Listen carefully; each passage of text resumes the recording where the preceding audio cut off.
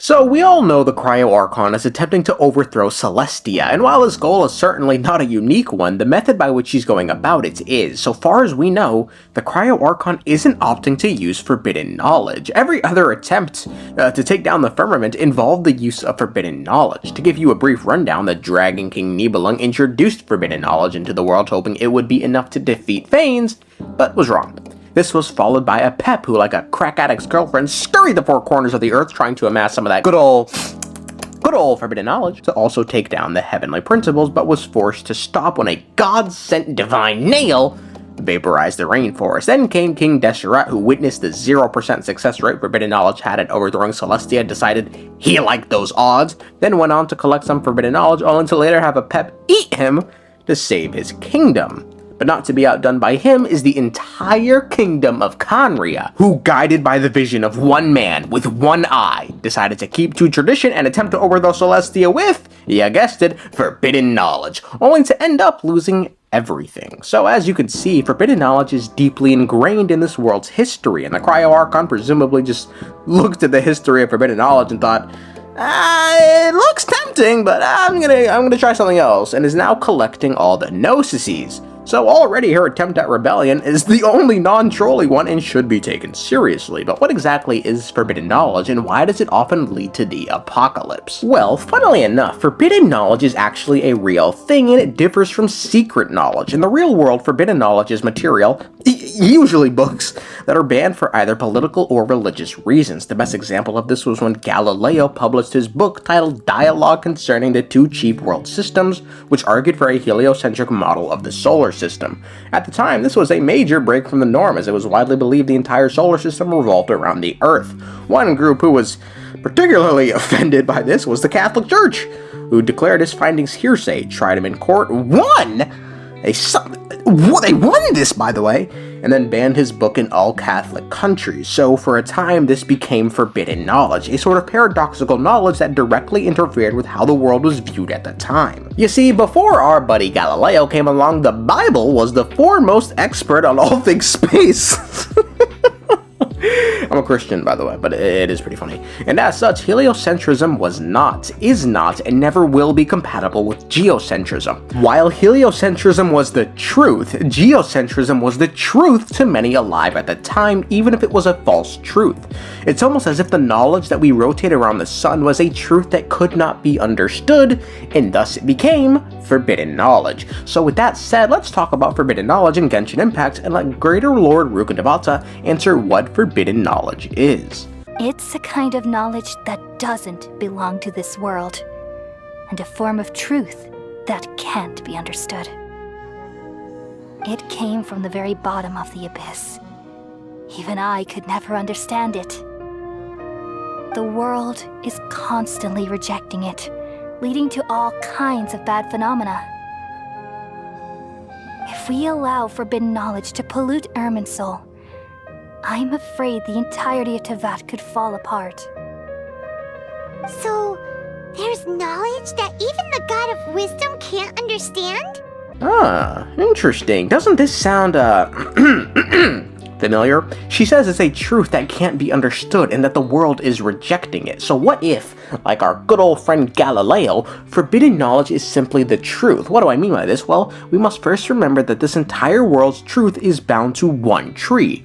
Irminsul. Whatever that tree says the truth of the world is what the truth of the world is, even if it's wrong. So for instance, Nahida has always been the Dendro Archon, is currently the truth that people believe. However, the real truth is that Greater Lord Rukkhadevata existed. In a sense, these two truths are incompatible with one another, which is why then it makes sense that Teyvat would reject this knowledge, because again, it's paradoxical. Both forms of knowledge here are both true and both false in the eyes of Irminsul. As such, when contradictory knowledge is brought over, it could lead to a sort of short circuit in Irminsul and lead to an apocalypse. This could also explain why people go insane when they encounter forbidden knowledge, because their brains quite literally can't handle what's going on. It's a truth they can't understand. With that said, however, there's a number of things wrong with this theory, starting with people going mad when they grasp forbidden knowledge. It makes sense why people from Teyvat would go insane, but interestingly, forbidden knowledge also seems to have an effect on the traveler too. We'll be arriving at our destination soon. How are you feeling? Are your minds still intact? Huh? But everything's been completely normal for Paimon.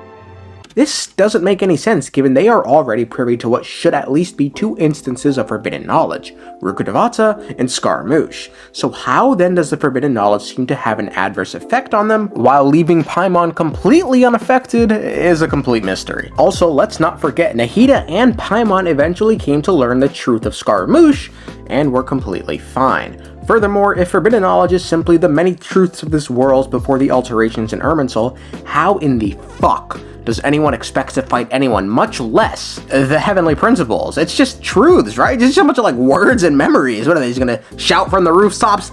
These niggas up there are lying! I mean, so unless they are hoping the apocalypse brought about by ruining Irminsul would be so vast it could topple the divine thrones, I for the life of me haven't the foggiest how they plan to implement this shit. Just because remember, Apep described forbidden knowledge in a vastly different way from Rukkhadevata. It's a long story. We all once believed in the distant past that only forbidden knowledge could give us enough power to defeat the heavenly principles. The Dragon King acquired the power of darkness from outside of this world, and led us in a fight against the order established by the outsiders. Dragon King?